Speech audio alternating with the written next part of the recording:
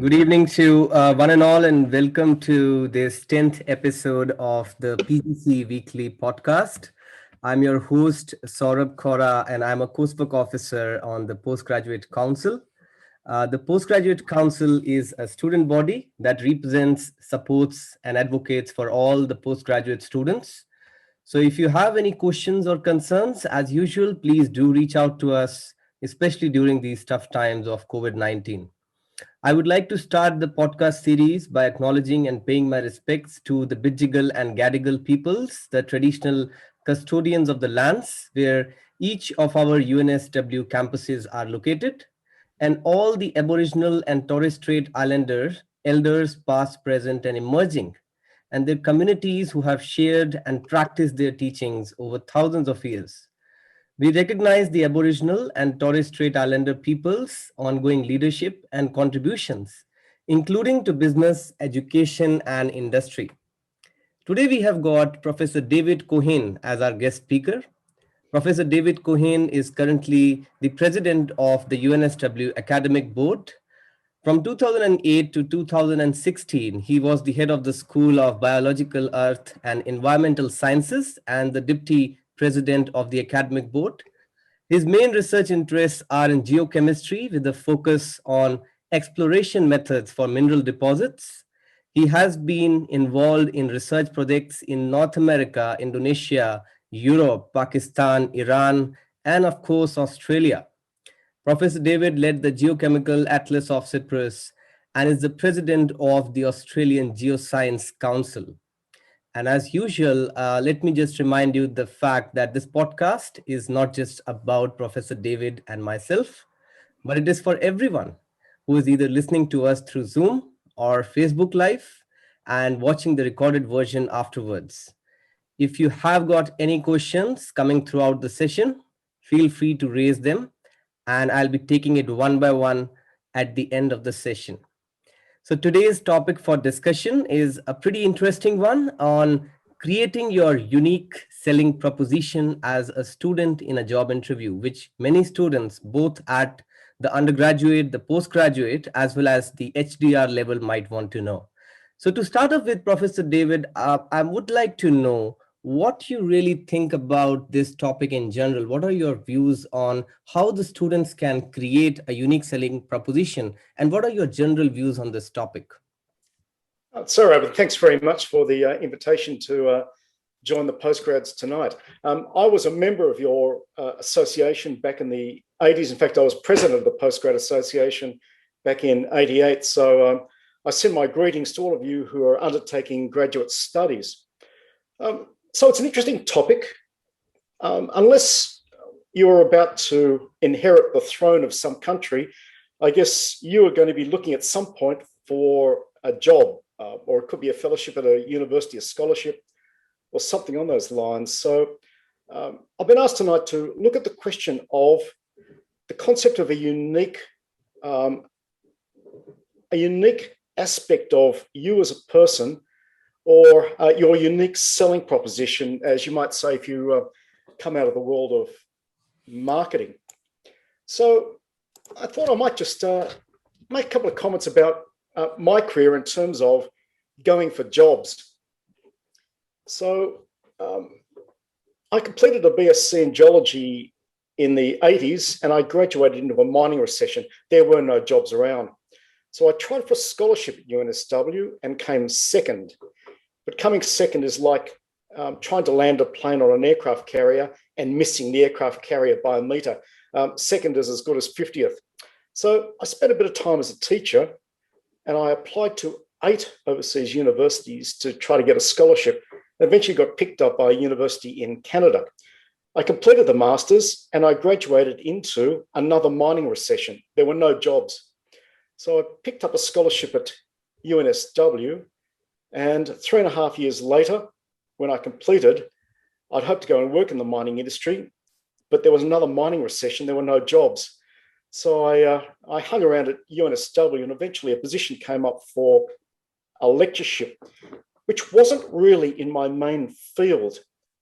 So I had to think, what is the unique selling proposition to be able to get an academic position in an area that I haven't done much work in, but I still want the position. So I looked to a couple of facts. The first thing is that as a PhD student, I'd done a bit of teaching at the university. So I had a little bit of academic experience. And also I was a known quantity to the staff in the school. And I think, in effect, those were the 2 points that helped me get across the line in that interview many years ago. The next job interview I went for was 15 years later for head of school. Now, one thing I think you've got to expect is the occasional unexpected question coming from a person interviewing you for a job. And going for head of school, the question that came to me was, we are concerned that you are an administrative cowboy and will pay very little attention to budgetary controls. What do you say to that? I would have to say I wasn't expecting that question. And all I could do is agree that that was probably the case. Anyway, they gave me the job. So I'd have to confess, I haven't been through a lot of job interviews. I guess applying for a research grant is a little bit like getting a job interview, and the success rate hasn't been high there. But I've sat on many appointments panels. I've probably listened to 250 interviews or been involved, including the interviews for our newly appointed Vice Chancellor. So I thought I'd just make a few comments coming from that slightly limited experience to you as you think about the process of going for a position. So I won't just call it a job, a position, whatever you intend to do. So in our own minds and in the minds of our friends and families, we're all unique. We've got our own personality, our experiences, and our capabilities. But when we apply for a position, will the interviewer see us as unique? Unfortunately, you do have to picture yourself in some situations as though you are a fish in a school of almost identical fish. How can you be the fish that they pick out from that school?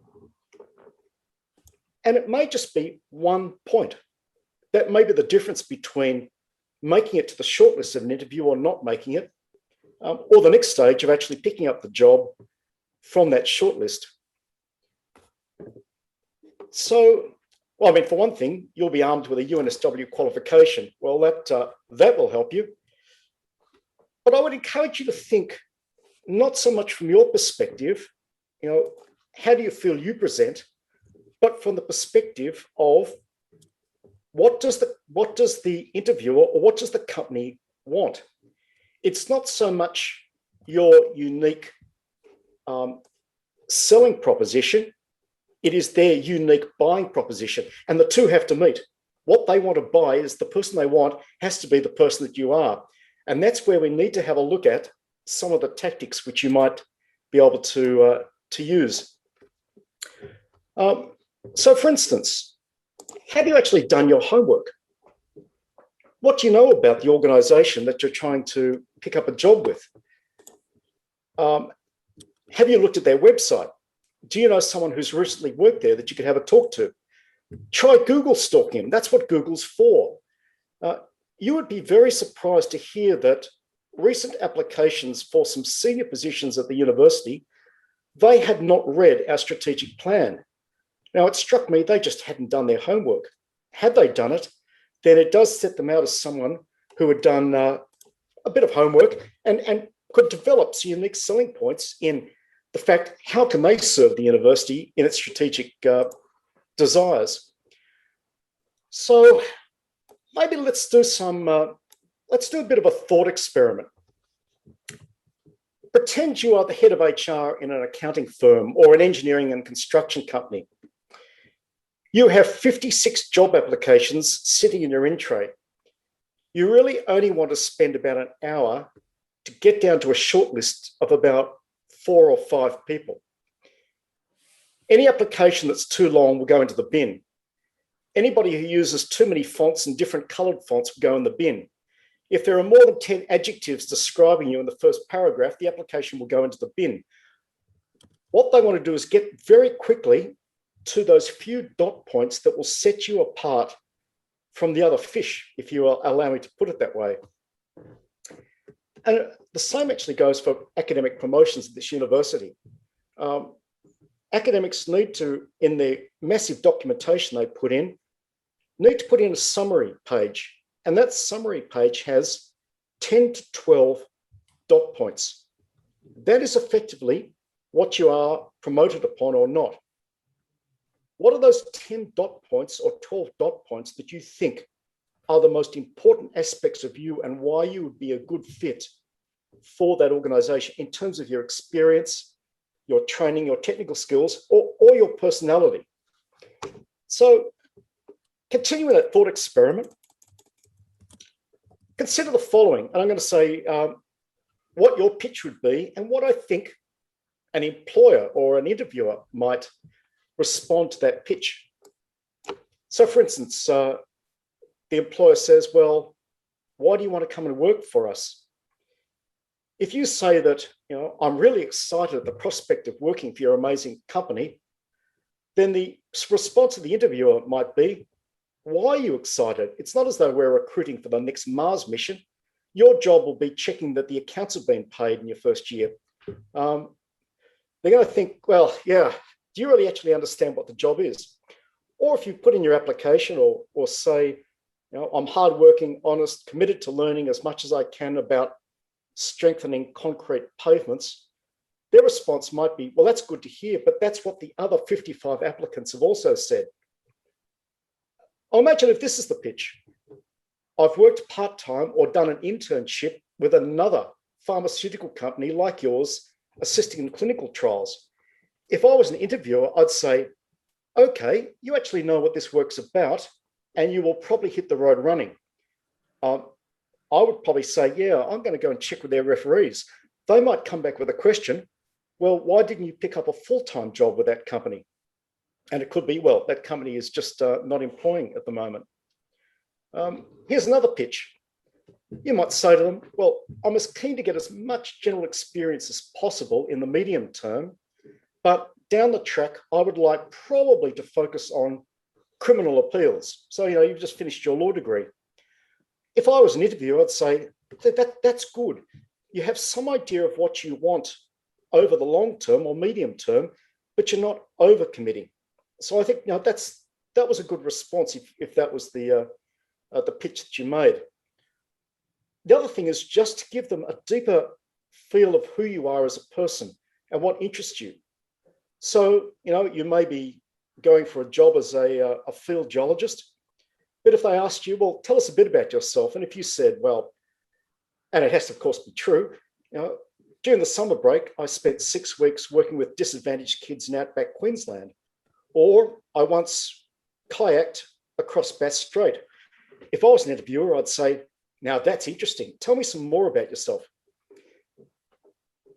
What I would say about employers, and if I've in the past been employing staff, I like verbs, not adjectives. Give me facts. What have you done? Not what you can promise. They're interested in what you have done and the things that you'd like to do in the near future. They're necessarily filling up an application with all sorts of meaningless adjectives. Think of the many classic questions that an interviewer might ask you. And in fact, there are websites which list those questions. Read through them, prepare your answers. Don't over-prepare them. You don't want to look too prepared, but just think through anything which you may be asked. But you'll always get left field questions. You'll probably get, what are your strengths and weaknesses, that sort of stuff. But I once went for an interview for a scholarship with I think it was a mining company. And the head of HR was doing the interviews rather than a qualified geologist. And their first question to me was, have you ever tried to drink a pub dry?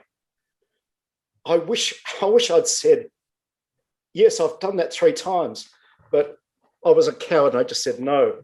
Or idiot questions such as, if you were an animal, what animal would you be? I feel like answering questions like that saying, yes, the animal I would like to be is a capybara, which is a large rat-like creature, which I think would fit well into your company. But I guess you don't want to kill your interview chances at the start. So I guess I'm telling you to try to be prepared for the unexpected questions. Well, you might say, well, how can I prepare for a question I'm not going to ask? I guess what I'm saying is be prepared for something unusual where you're probably going to have to expose yourself a bit more than you had expected if they were just asking questions about what have you studied at university. Don't take it personally. They're just trying to throw, as they say, a curveball at you and see how you respond. Can you think on your feet? I'll probably sum up by looking at probably the most unusual, unique selling proposition in the history of applying for things. Some of you may be aware that the ACT had a referendum in the 1970s about getting self-government. The majority of people did not want self-government because if you have self-government, you've got to pay for yourself.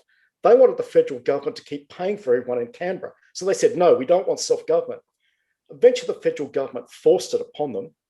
And in 1988, there was the first election of members of the ACT Assembly, effectively their parliament. The most interesting, unique selling point by a political party was the No Self-Government Party, who opposed self-government. It was such a unique selling point that 3 members of the No Self-Government Party were elected to government. In that case, one might argue that their unique selling proposition was too effective. So at that point, I'll stop talking. I'm more than happy to answer questions or enter into discussion on the issue of how you can get yourself selected out of the shoal of fish. Sure. I think one of the questions out of all the points that you said, Professor David, is that how to be better prepared for the unexpected and how to manage a stressful situation while you are sitting for an interview, because I think this is quite a common thing for any job applicant. So would you like to elaborate more on that part? Yes, I would. Look, it's perfectly okay. I'll just turn my sound up a bit. Not that one, this one. There we go. Look, it is perfectly okay to be nervous in an interview. In fact, you should be a little bit nervous. If you're not, you may come over as a bit too full of yourself. I'm not giving secrets away, but at least 2 applicants for the Vice Chancellor of the university, in the first 10 minutes of the interview, they were nervous. They were reaching around for the answer to questions. So it's okay. I think in part it's practice. Now, of course, you may unfortunately have had practice by simply having had to go for a lot of job interviews. But what you might do is get a couple of your friends around and have a mock interview. Get them to pretend that they're the head of HR or the person doing the appointment, and get them to ask you the most difficult questions they can think. Get them to push you on some points, and that might help. Sure. I was also looking at this interesting concept of personal branding, Professor David. So Amazon's founder, Jeff Bezos, famously has quipped that branding is what people say about you when you are not in the room. It's an arresting thought. What are the last feelings that people around you feel when you are no longer in their presence? So crafting a strong and authentic personal brand is somehow the key to securing more interviews, being considered for more promotions, and giving people around you a memorable sense of who you are as a person, even when you are not present in front of them. So what do you have to say with regards to creating your own personal brand while sitting for an interview or in general? Yeah, look, that's an excellent question. I would say in interviews, I look for the authentic person. What we want to do, and look, you get to the interview because of your CV. They've looked at what you've done in the past. What have you studied? What previous work have you had? Have you been able to answer any questions if there are questions involved in the job application? So you can always think, well, that's given. We're not going to go back over that old ground in the interview. What we want to do is get a better feel for the person. And I think it's simply a case of being as authentically you as you can. So in effect, what they need to believe is that what they are seeing is the real person who'll turn up on day one when you get the job. Part of that, I think, is, for one thing, answering the question you've been asked, not going off on sidetracks, but often less is more. Again, I've sat through interviews and you ask someone a simple question and the answer goes on for 5 minutes. And I can see people looking at their watch or suddenly having to do their emails on their phones. So keep your answers direct to the point, short and sharp, but there is no reason that you cannot bring examples of your life into it. So, for instance, if the company is going to involve potentially some travel, you might talk a little bit about areas that you've traveled to, parts of the world you've been, and what your experiences are. I think that sort of thing helps them get a feel for the person rather than the CV. They're not appointing a piece of paper, they're appointing a live human. That's true. That's true. And I think the 2 points that you just touched upon is that be the real person who you are, Yeah. and stay to the point and bring in relevant examples from whatever you have done. These are really important points. Yeah. Another key thing is related to the present dynamics, everything has turned online these days. And I guess that most of the job interviews might also be happening online. And in the online interview, you have several other dynamics coming into place, like you have to place yourself in front of the screen in the right manner. Yeah. You have to make sure that you are not too close, too far, all these things come into picture. Do you have to say anything regarding that? Yeah, I hate being online. I don't like teaching online. It's not my persona. I like to get into students' face. I like to have their face in mind. We've had to learn to do it. And to the points you raise are really good. How do you dress? Well, at least you've only got to dress the top half. The bottom half, you can probably be wearing Spider-Man pajamas, and that's okay, or fluffy rabbit slippers. What do you wear? What do you have in the background? My actual setup here is not the best in that my camera's up high. So if I'm reading documents, I'm sort of reading the document, then looking up and looking down. I think that could be quite disturbing. Talk to the camera. That's probably also a bit of advice. And we've done a lot of interviews over the Zoom and Teams in the last 2 years now. I find them a bit difficult. I find it difficult to get a feel for the person, even more so when they're sort of a little disembodied picture on a screen. Things like just, have a good microphone, not talk too quickly, these things, I think you're right. And again, that is something where you might ask a couple of friends to get on the other end of Zoom and again, pretend you're giving an interview and get some feedback from them. So they might say, yeah, you were looking down a lot. That didn't track well. Either move your camera or remind yourself, look up, have a little piece of paper on your computer saying, look at the camera, talk to the microphone and smile a bit. You don't want to smile so much that they think you're an idiot, but don't sit there as though, you've just eaten an entire raw onion. Or they might think, oh, this person will make us too depressed to employ them. That's true. Absolutely true. I think virtual environment is certainly bringing in a lot of new challenges and new kind of elements for the students to learn and relearn and, apply it in the future. Another key element is about the mistakes, common mistakes in an interviews. Now, you must have taken a lot of interviews in the last couple of years. What do you think are the top 3, biggest mistakes in an interview that an interviewer can make, and how can they avoid making such mistakes? Yeah, no, thank you. That again is a brilliant question. Some things have really jumped out at me. Number one, you ask them, would they like a coffee? And that's followed by a 5-minute answer. The answer is yes or no. And do you take milk? Don't spend too long. Make your point and then go on to the next question. Because if you go too long on the one answer, you're not adding to the answer, but you're cutting down the amount of time that they have to ask questions of you. And also, asking questions of the interviewer.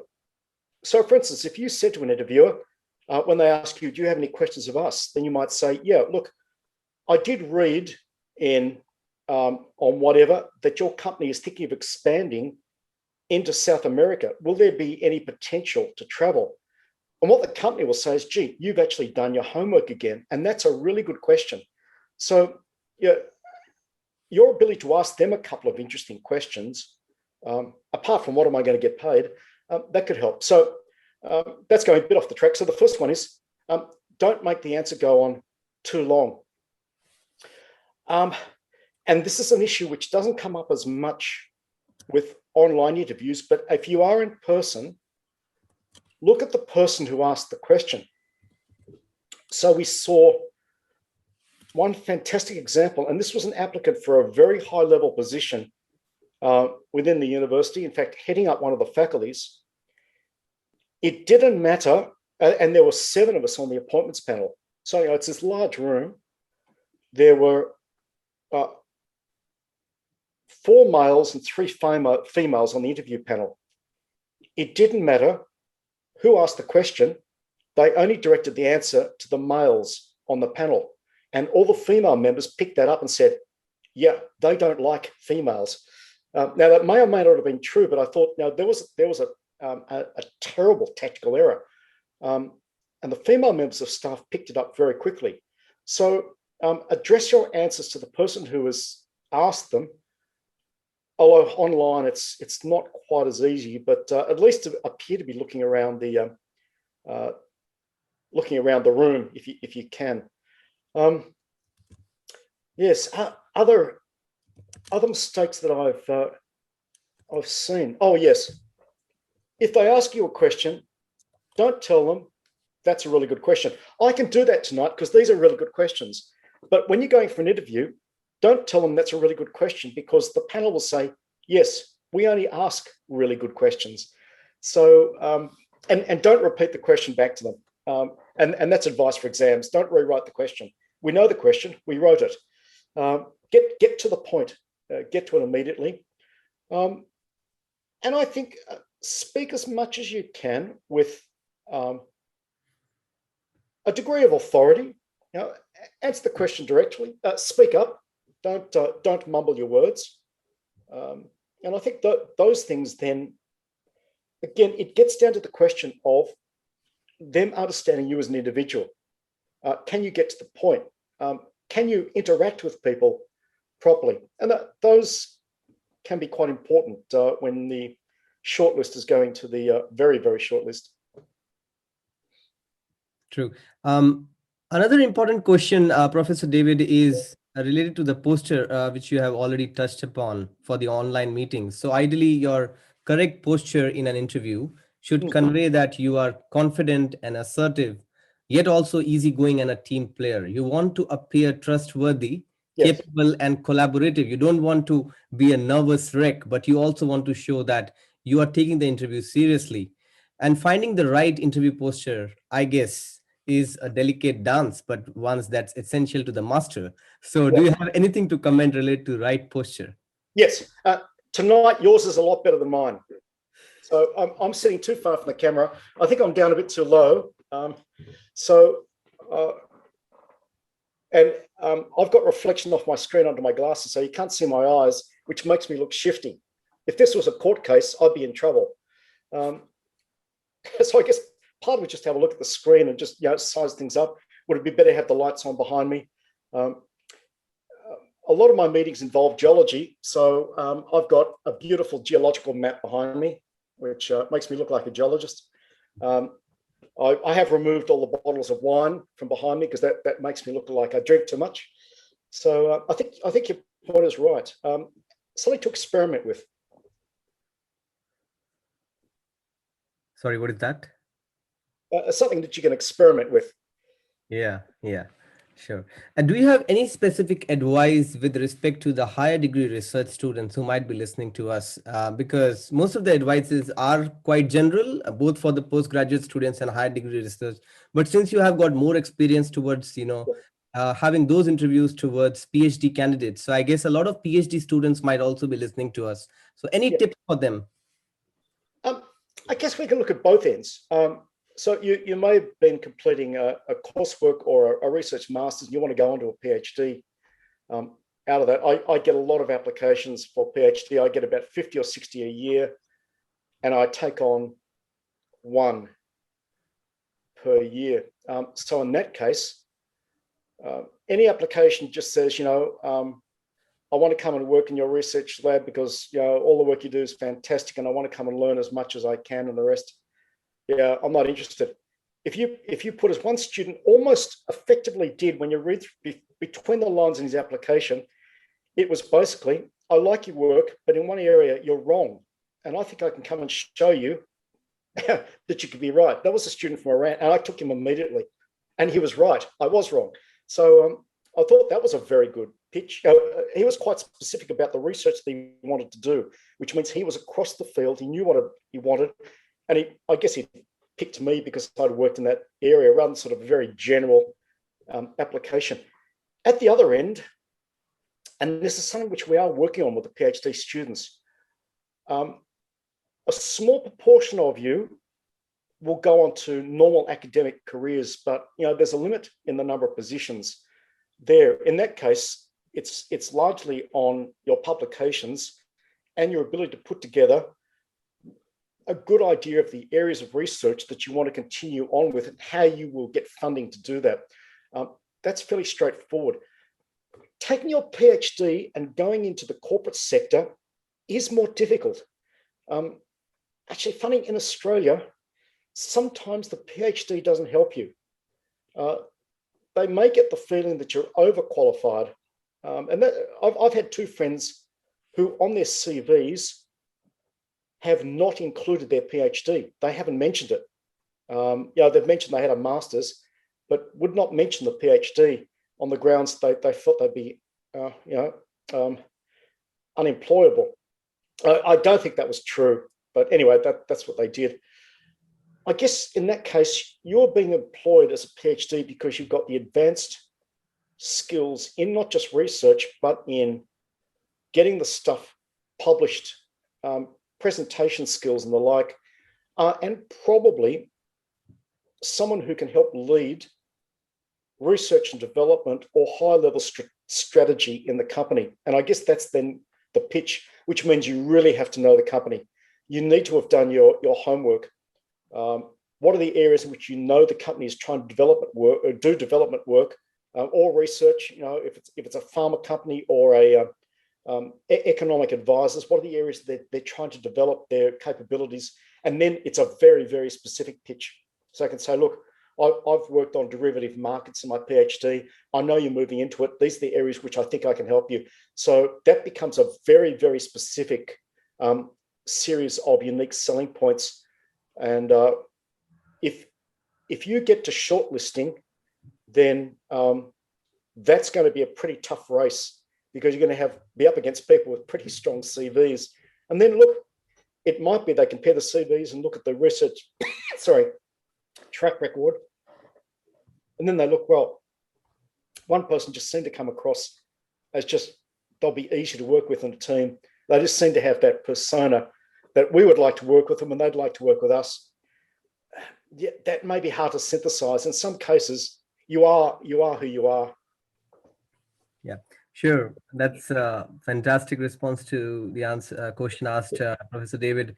One more thing that I was looking for before we end the session and before we end this podcast is I was looking at the step-by-step guide to create a value proposition for your resume, which is somehow the initial part of your career.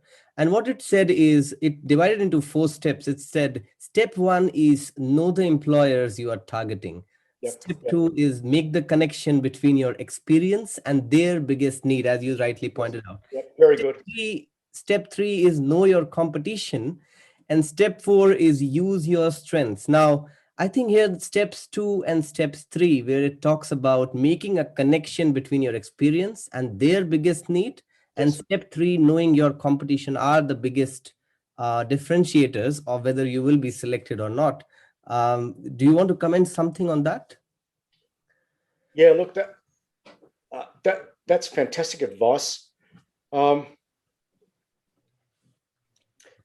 who your competitors are, that may not be possible to know directly, but what you can do is, again, you can run a thought experiment. What do you imagine your chief competitors would look like? What advantage can you imagine they might have over you at interview? Is it that they've got more practical experience in that field? There's not much you can do about that, but you can say, well, of the experience I've had, this is what I've learned, and this is why I've continued in the area. To know the company, again, it gets back to that question of homework. Do you really know the organization that you are applying for a position within? There is actually nothing preventing you contacting HR if you've got any questions, or if you want some more information about the company, contacting them and saying you would like a bit more information if that is possible.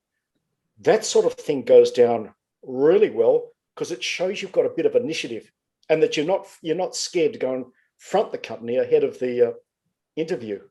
So while we do have to maintain a certain code of conduct, beyond that, all is fair in love, war, and getting positions. That's very well said at the end. But there might be some people who are joining us right now, Professor David, or in between the session, and might have missed some key points. So throughout the session, we discussed about several important issues and several important points. Would you like to take out the 3 top insights from this session for the students that they can take away and apply in the interviews? Yeah, I think in order, put yourself in the position of the interviewer. What can you imagine they are looking for? If you were interviewing someone from the job, what things would you look for which could influence your decision? And part of that is knowing the organization from that you're applying to, possibly even know the interviewer. That's the wonderful thing about Google. You could go and if you know who's going to be doing the interviews, go and Google stalk and find out what they've done. What has their career been? Gee, I mean, if they've been a UNSW graduate, how wonderful would that be to raise in the interview? The second thing is, in your application, and to some extent in the interview, you will be appointed on the basis of a few dot points. There'll be a few little high points in your resume or in the interview itself where I'll say, yeah, that was a really good point. We'll put you to the interview or we'll shortlist you or possibly even give you the job. I mean, once you're down to the last 2 or 3, it probably becomes a little bit more random who gets the job. So, don't worry if you've had to go through 3 or 4 or 5 interviews before you finally get selected. That's the norm these days. I know it's hard, but it's just the facts of life. And then think it's not just your CV, which can start to read a little bit like a shopping list, as much as can they get a feel for the person? To what extent can you present yourself as you are to the interviewer and give them a bit of perception of what is the third dimension to you? And we get back to the fact we're going to be on Zoom for a while. You can see me in 2 dimensions. What's that third dimension? What is the depth of character there, which I might think, gee, that's an interesting person. They would actually be interesting to work with. I know their CV is good, but yeah, we'd love to have them. We'd love to have a coffee with them. So those would be the 3. That's true. I think a lot of good insights coming out of this session for the larger student community, Professor David, right from the point where you started when you told about that we need to be prepared for the unexpected. You told about that you need to be prepared with all the background research about the employers, about the company, and especially targeting the need of the employer and linking it back to your experience and skills and bringing in those relevant examples while you are presenting in front of the employers. So thank you so much for that. And with this, we essentially are coming to an end to our 10th PGC Weekly Podcast. And we would like to thank Professor David Cohen for taking his valuable time today to join us for this podcast. and also everyone who has joined us today through Zoom or Facebook Live, or will be listening to the recorded version of the same on our YouTube channel. So we hope to see you all in the next podcast session, which will be on the 30th of July at the same time, with another insightful discussion happening with a different speaker. For now, it's goodbye from my side and David's side. Take care and have a good evening. Have a good night.